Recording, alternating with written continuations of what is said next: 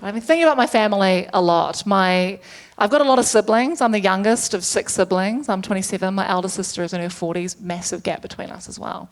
But my sister, who I'm closest with in age, me and her did not get along at all as kids. We're great friends now, but as kids we fought so much, classic sibling rivalry.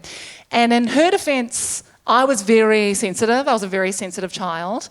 But in my defence, she was a massive bitch. And if you want to hear her side, I guess she can do a comedy special. But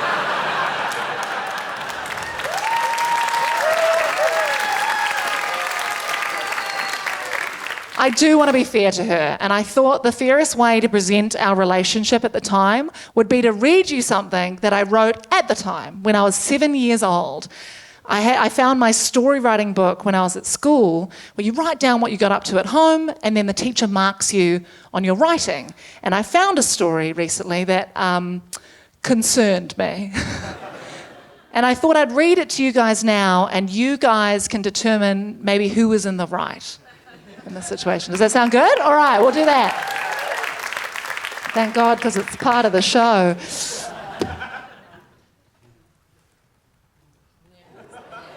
I know, so cute. You don't see this like pretty little contact paper anymore, you know? All the kids are shopping at those kitschy stationery shops, you know? Typo, yeah, office works for basic bitches. We get those notepads that say stuff like, eat, sleep, repeat. You're like, that sounds like depression.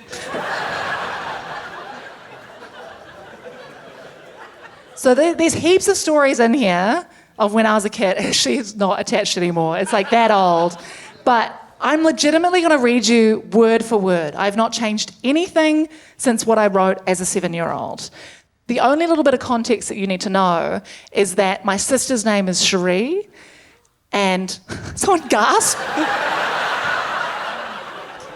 She's here.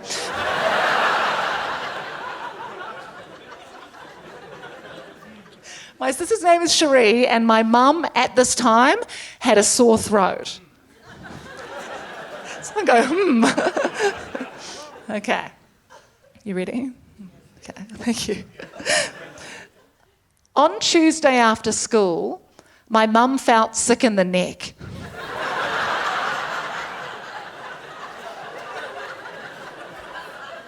I think I didn't know how to spell throat. So I found a little workaround.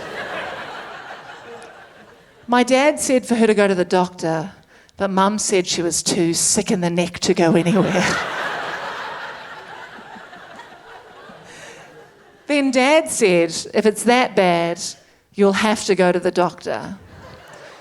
But she couldn't get out of bed, so Dad helped her out of bed, and Mum and Dad went to the doctor. A lot of admin at the top. I hadn't quite nailed word economy. But I feel like it just sets the scene. It's important. Dad drove the car because Mum was sick in the neck.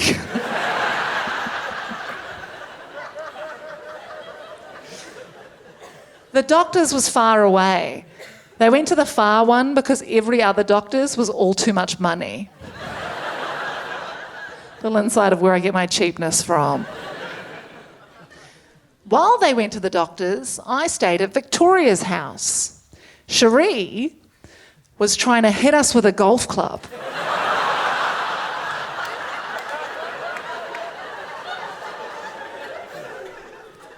So we hid in the bathroom and we locked the door.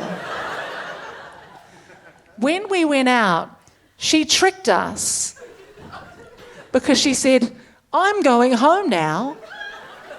And when we opened the door, she was there.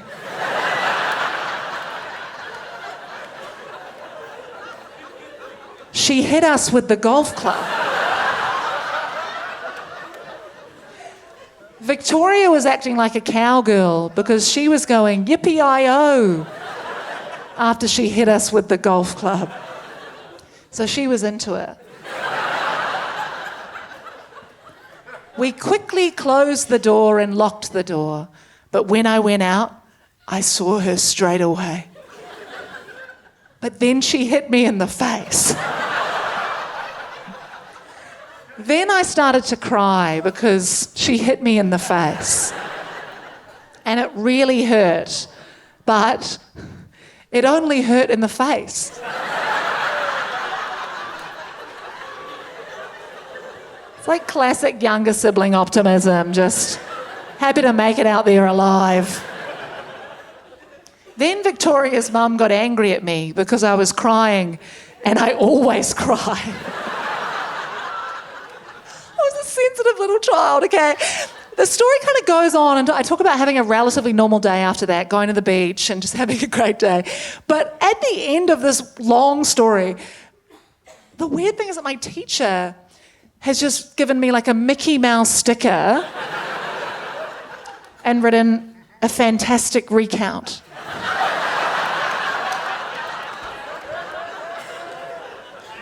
Like, amazing you could remember all that with all the brain trauma. He's edited other parts of the story as well, because I know he's read it, because he's changed parts, you know. The bit where it says, when we opened the door, she was there. I've written, and she hit us with the golf club. He's crossed out and, like, no, start a new sentence there.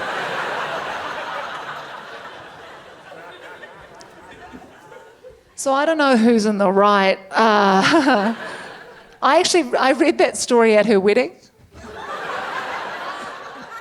I know, she got married.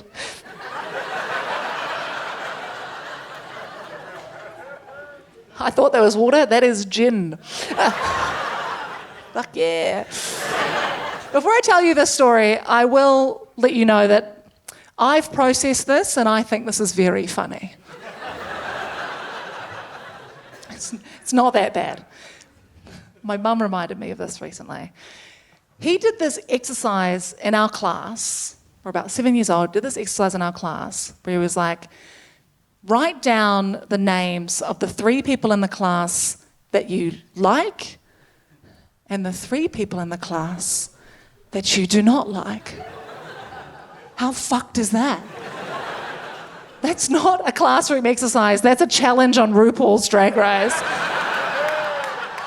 to cause the most amount of friction as possible. It was so fucked. And so they did that exercise, and he called an emergency parent-teacher interview with my parents because he was so concerned because I didn't appear on anyone's list, good or bad.